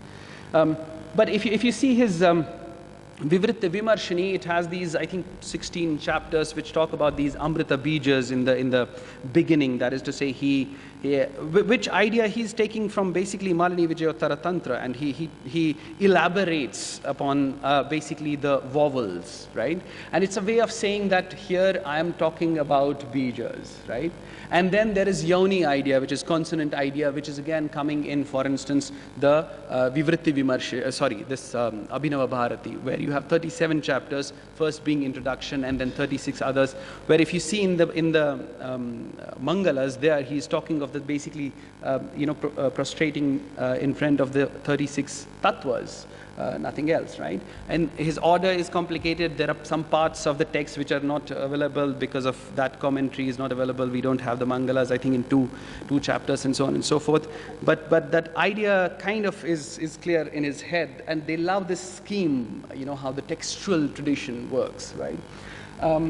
But the other way to explain it, which I think I shouldn't refrain from saying, I love Professor Pandey, Professor Kanti Chandra Pandey, because even though he had written this book for the first time in 1930s, but this book is evergreen, and he was working only with manuscripts at that point of time. The printed texts were not available. And he gives an example. He tries to tell you this idea that Abhinavgupta is dealing with this phenomenon of knowledge, where imagine you have a sea, and there are two currents in the sea at the same time. One has this property of bimba and another has this property of the pratibimba. While at the same time, what we have to remember, when the mala, this current is reflecting in amala current, they don't cease to be a part of the sea. They are still a part of the sea. You don't say it is not sea. Even though they are currents, they're just currents. They happen to, at the same time, simultaneously, getting up, and they reflect into each other and emerge back into the sea. So this is the idea that he tries to explain it with this idea of consciousness, that consciousness is this phenomenon of knowledge and so on and so forth. And at the same time, when this is happening, that bimba and pratibimba, it doesn't cease to be a part of the consciousness. It's at the same time, it continues to be a part of that. Abhinavgupta eventually connects this process of reflection with the phenomenon of knowledge in his Pratyabhijna Shastra. Shaiva epistemology accepts 3 means of knowledge: perception, inference, and verbal authority. Verbal authority here, I mean the Agama Shastra. They don't do the Shabda Pramana. They look at the Agama idea, which is in itself a very interesting topic, how he deals with it. The theory of reflection has an important role to play in perceptorial cognition or pratyaksha. The process of pratyabhijna is such that the element of prakasha tries to recognize itself through the means of its own reflective awareness. Purity, nairmalya, is nothing but the removal of mala and the ability to access the unitary compactness of Now here I'm trying to translate these ideas strictly from his text. When I say unitary compactness or homogeneity, I'm using this translation for eka ghanata of consciousness by removing the heterogeneous vijatiyata elements. In the reflective awareness, what you may call vimarsha or swatantra, the concept of vibration, spandana, is inherently present, and according to the Shaiva epistemology, it is the relationship between the prakasha and the vimarsha that is designated as pratyabhignya. In the Shaiva metaphysics, however, it is termed as anusandhana, i.e. finding the unity of prakasha and vimarsha. In the Vivritti Vimarshini, Abhinava eventually seeks to establish reflection as a third entity. This he doesn't do in the Tantra Loka, for instance, but Jayaratha tries to suggest that. But if you look closely at the Vivritti Vimarshini, he tries to suggest that, wait, we are talking of this Tritiya Rashi, that is to say, beyond subject and object, beyond Bimba and Pratibimba, and that is nothing but basically the process of realization, the phenomenon of knowledge. That is what is being suggested, I think. This he does in order to plead a complete autonomous ontological status again for reflection, which contrasts with the position of the Nayayikas and the Buddhists. This should be understood keeping in mind the idea of Prakasha and Vimarsha, while at the same time also discerning their integral form, Samghatta, as a third entity. In the Tantra Loka, apart from criticizing the Nayayika position, Abhinavagupta also counters the Buddhist view, and the nature of Pratibimba is exactly like the nature of its prototype, Bimba. This view, Jayaratha reiterates, Abhinavagupta has paraphrased from the Pragyalankara Karika of Shankaranandana and takes it up for criticism, maintaining that the Buddhist view is opposed by the Shaivas. But for Abhinavagupta, consciousness is nothing but supreme reality itself. And since, according to him, nothing exists outside the domain of consciousness, there is no question of external reality. Now, what I have tried to do in another section, which I think I should skip, we are short for time, are we? Yes, is an analysis of in basically the Tantra Loka, what he focuses on is his analysis of the Pratibimba with the Nayayikas. I can try to give you the gist of it in the sense that obviously he's against the realism in some sense, which is to say he doesn't reject realism, but he's saying that realism idea that Nayayikas have, because Nayayikas, while talking, I think I've quoted that here in the Nyaya Sutra, for instance, also in the Vatsyayana Bhashya, there is this one section which talks about this idea of how does I conceive some object of cognition, right? So the rays from the eye, they go, there is idea of prasada, for instance, in the back of the mirror, you have this, layer, so on and so forth, because of which, it is because of that capacity in the mirror that the rays come back and you are able to see, right? You are able to perceive the cognition. Now, he doesn't disagree to that. There is no idea of saying that, oh, I don't agree, and so on and so forth. But as I said previously, all he is saying is that, wait, he's asking a question to the Nayayikas, who is perceiving? What is the locus of that perception? Who is conceiving that image? So if I close my eyes and if I'm not perceiving, so are you or are you not? The external and internal reality, that is the idea, the paratva, for instance.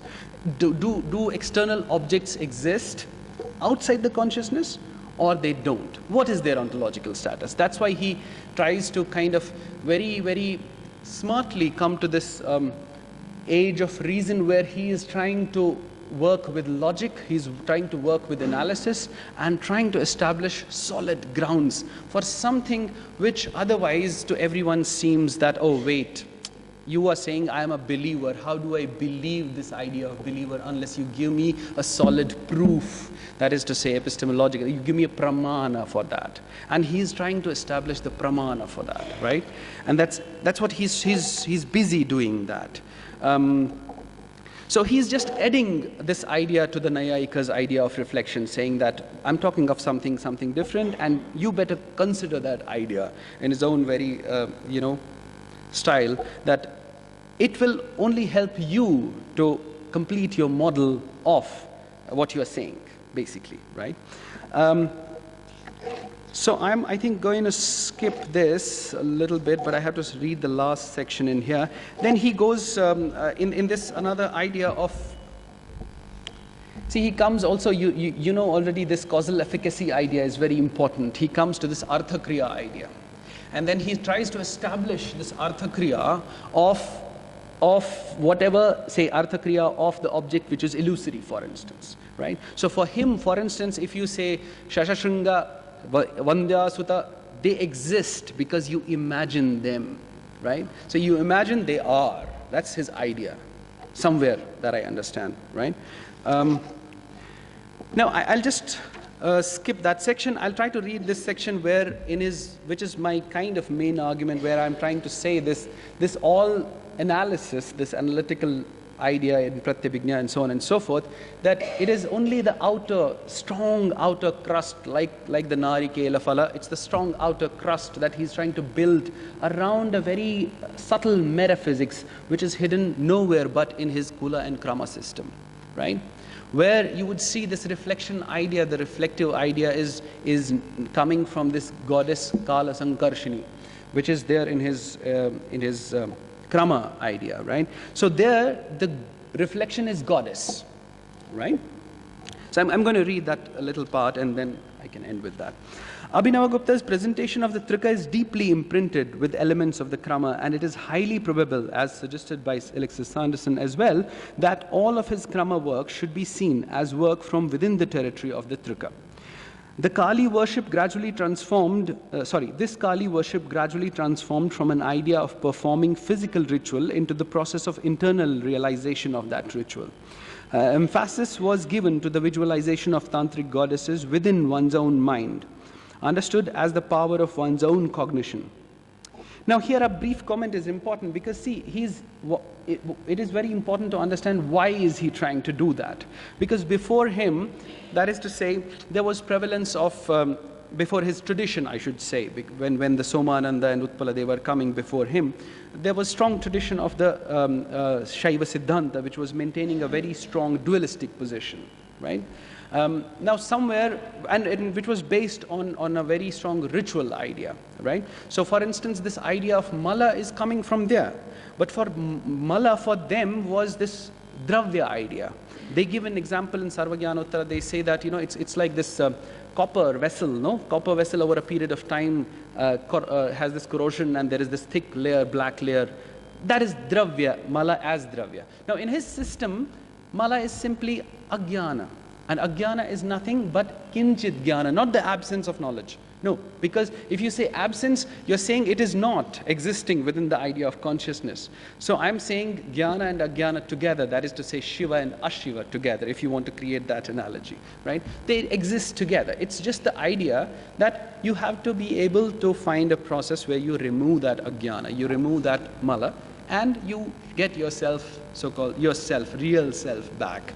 That's why he's trying to focus on this idea of internalization of ritual, because ritual is to be internalized. You have to be able to see it within. That's why emphasis on the Shambhava Upaya.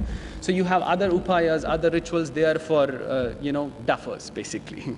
But you have to raise to that level to be able to meditate on these goddesses within, in your mind. So you have to worship them in your mind.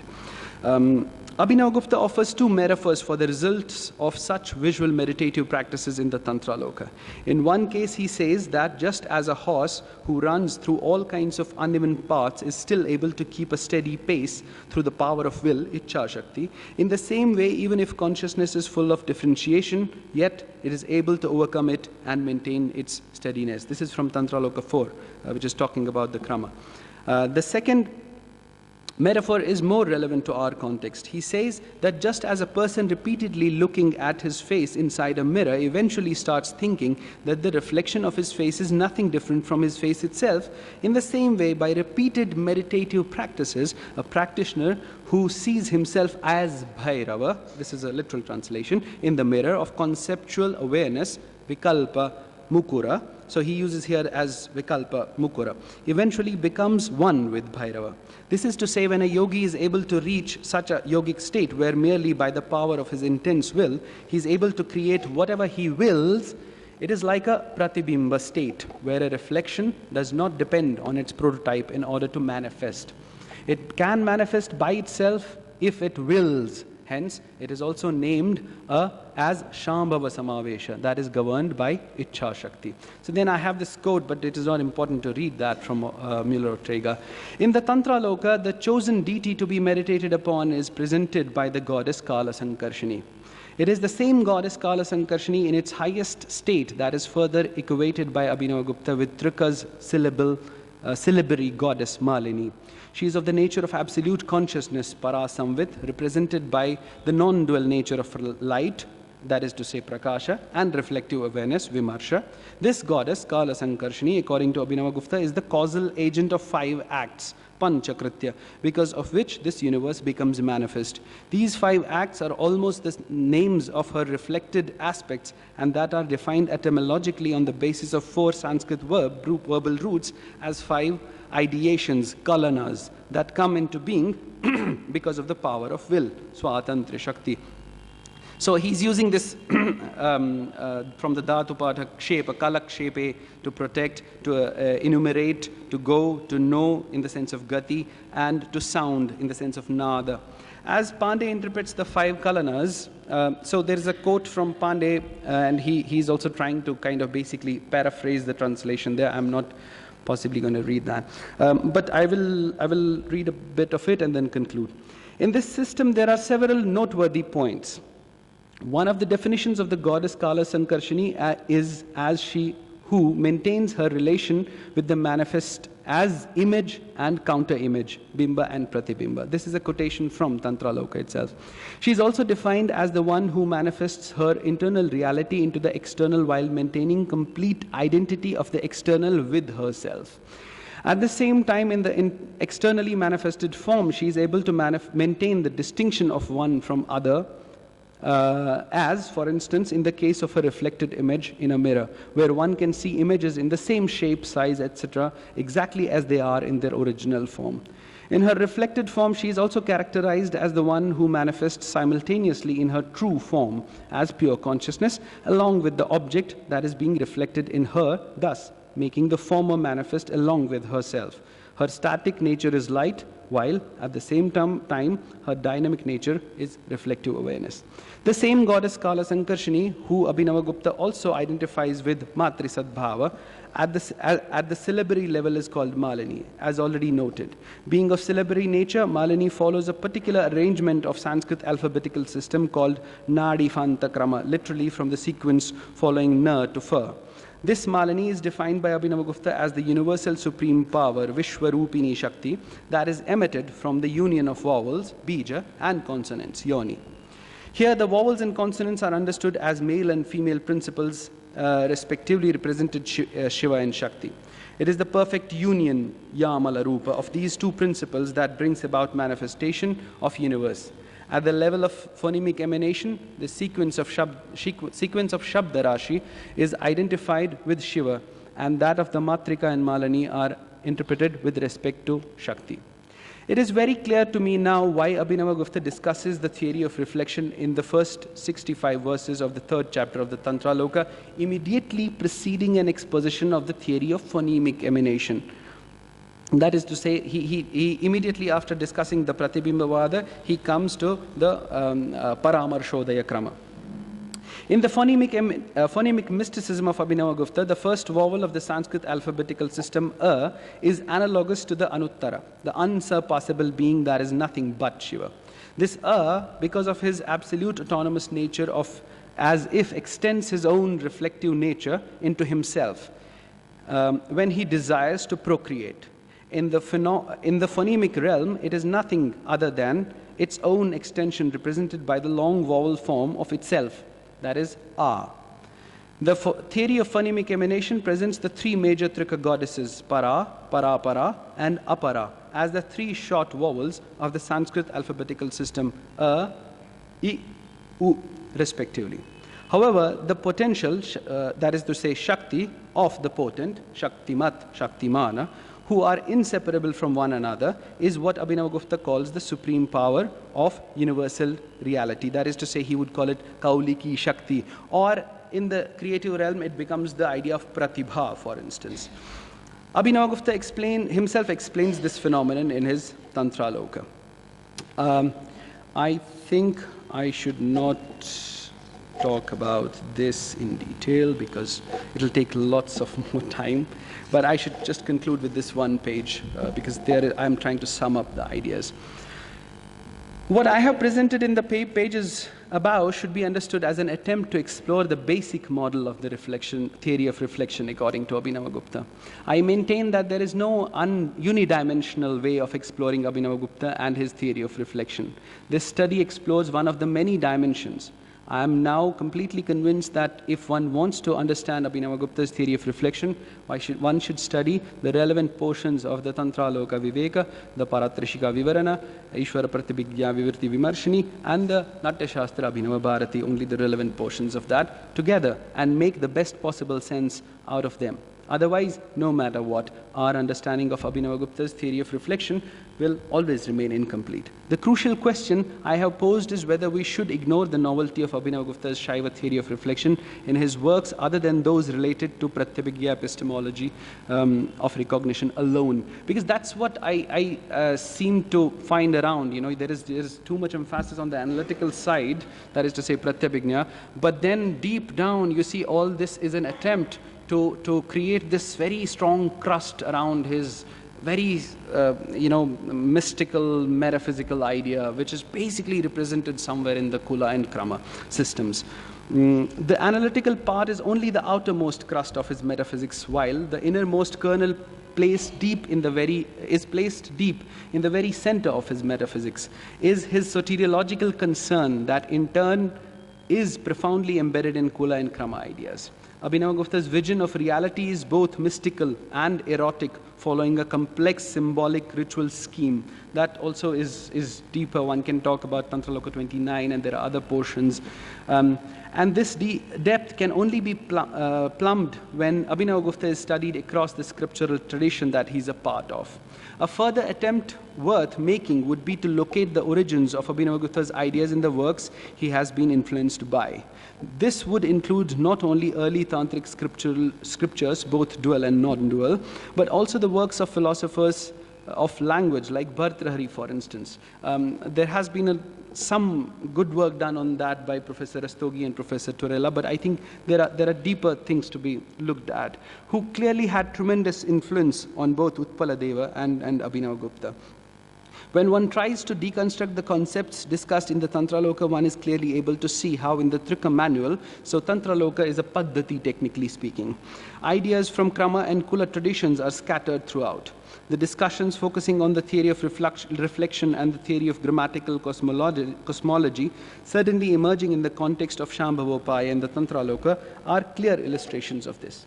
A study of Abhinavagupta's theory of reflection in comparison with the theories of other Sanskritic traditions, as also suggested by Ratiye, will further help us situating him appropriately on the broader canvas of South Asian philosophical traditions.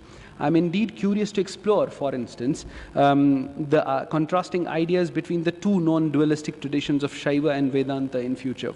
You know, how they, because they talk almost the same idea and yet they are so different, doctrinally speaking. Both use the metaphor of reflection to explain their non-dual position, and both differ radically in their main doctrinal position. The metaphor of the mirror itself needs to be looked at from different angles. Metaphor of mirror is very commonly discussed in South Asian Sanskrit textual cultures, yet a comparative study is needed. Does mirror work as a sacred object in Abhinavagupta as it does in many Buddhist rituals, for instance? There were a couple of interesting papers on that. One finds striking similarities in the use of mirror metaphor between Abhinavagupta and early Buddhist traditions. In such traditions, an undifferentiated mind has very often been compared to a clean mirror.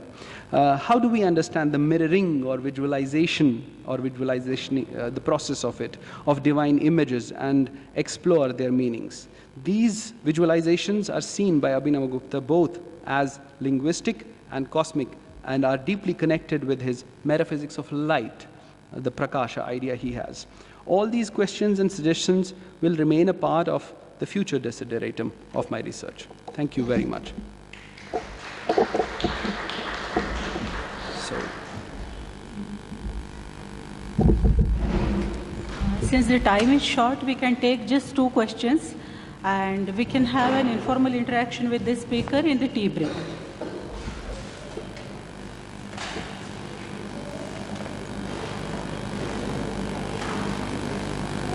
So are there any questions?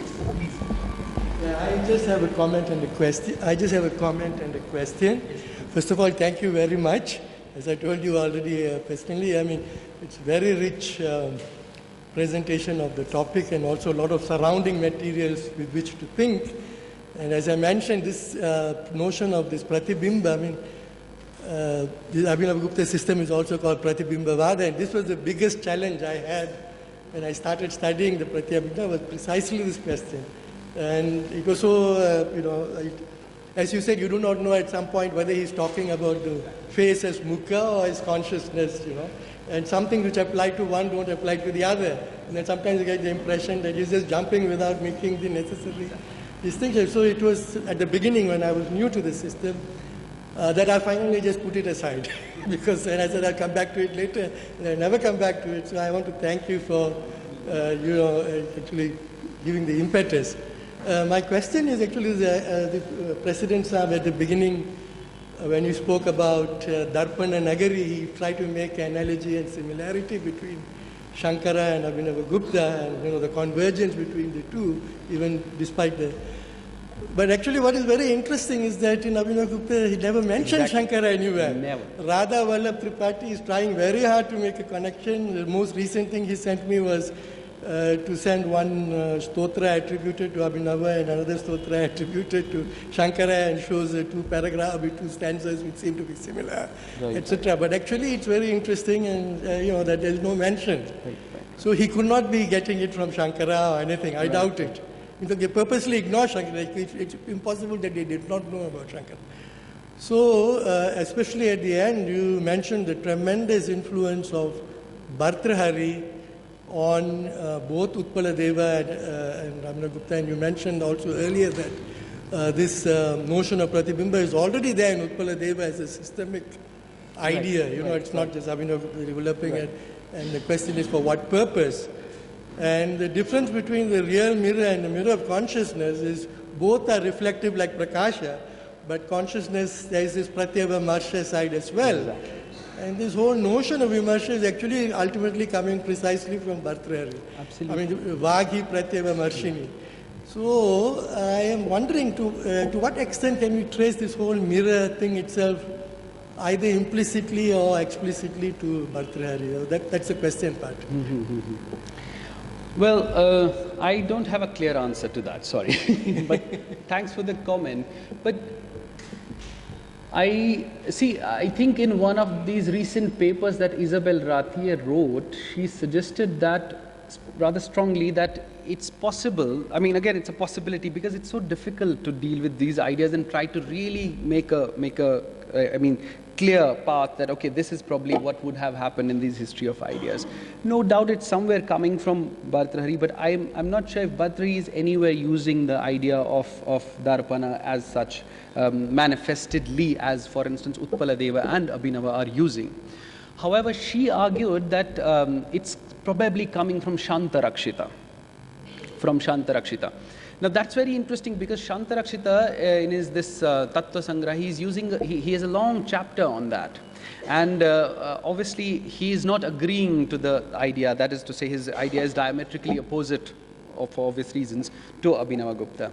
Now her idea is that Abhinavagupta is somewhere textually answering and dealing with Shantarakshita's idea. But again, this is interesting because Abhinavagupta never talks of any Vedantic idea. He doesn't even, he refers to, in commentaries to Upanishads and stuff, but it's interesting why any point of time, not Shankara, there are no references, even though they are the people who are using a lot of this idea of Darpana. It's everywhere, their idea of reflection. So much so that in broader Vedanta idea, if you see I come from, I'm staying now in Udupi, so I come from that staunch Madhva dualistic place, where there is also his Madhva's system itself is called also Pratibimbavada, where he has this Parameshwara and Jiva as two distinct ideas, and Bimba and Pratibimba, but his idea is more this idea of representation. That is to say, representative idea that Jiva is the representation of the divine, and they have to be separate always. They cannot be one, and so on and so forth. But what happens to these ideas in case of, say, Abhinavgupta? Was he aware of that? I'm sure he would have been aware of many Vedantic ideas, but why does he choose to be silent about that? Not sure. Not sure. And that's what I said, that it would be really fascinating looking at, like Vedanta, you have this very popular image of upside down, the vriksha idea, right? The creation is upside down, and so on and so forth. He talks about Pratibimba as inverse image, and so on and so forth. Where are the similarities? I mean, I would really like to, in future, try to do that comparative, study of that, if possible. Please. And I'm thinking about looking at the point of view of human beings. Mm-hmm. So there is we are the reflection of pure consciousness. Pure consciousness is all and everywhere. So once we come to manifestation and through the 36 tattvas, we come to be a reflection of our pure being, pure spirit. So, which will be the reverse movement, you know? Not being only the reflection, but the Bimba itself. So, Abhinavgupta, does he give prakash on it, a light, to being the reflection in this world?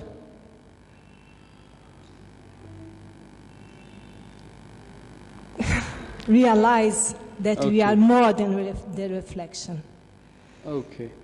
I hope I understood your question correctly. See, I think his idea is very clear as far as as I said again, the philosophical and doctrinal position is concerned. And then it comes also with this idea of, we are always using English words, so it's very difficult to, see this English, what it is reflecting the original idea. In his core system, you are already, to use the word divine, right? In other words, he would say you're already Shiva, not a part of Shiva. You're already Shiva. It's just because of this idea of what he introduces at some point of time, idea of mala. Right? Because and how intricately I also told you that how it works with this idea of phenomenon of knowledge, that is to say cognition. How you forget yourself. He has long debates on memory and how you come back to recognize and the whole recognition philosophy and so on and so forth. So he doesn't give much importance to the idea of memory, for instance, right? The idea is very simple, that you are potentially Shiva, you are Shakti Mat, right? And it's just because of this mala, which has its own hierarchies. Mala is a very, very long, interesting topic in there. Sir is here, he already knows intricate topic, like what kinds of malas, what is their level of intensity, and so on and so forth. And the only job that you have to do in form of either the knowledge-based ritual or the ritual-based ritual is to be able to find out how to remove or get rid of this mala. It's not something that, you have to achieve something. No. He would say in Paramarthasara, mokshasya kinchit naiva dhamasti swaswarupa, I think prakatanam swaswarupa, I'm forgetting the lines. But there is no this idea of moksha somewhere else. You are trying to look, oh wait, I go there and I go there. No. It's just the kind of this idea of self-realization, which he doesn't use the word realization, recognition. You just have to recognize yourself in the real sense. You are potentially Shiva, and that's how it works. It's just that you have forgotten, because you are not able to see your real face in the mirror, because there is dust on top of it. You remove the dust, your face is there. That's how you recognize yourself. It's me, ahamidam, and the whole game, right? And at some level, again, it is very complex, because at this level it is working in the this samsarika idea, this metaphor. At another level, it is the paramarthika idea where this becomes, I mean, different. It works differently. The functionality of the metaphor is different. Did I answer your question? Sort of. Okay. Thank you. Thank you.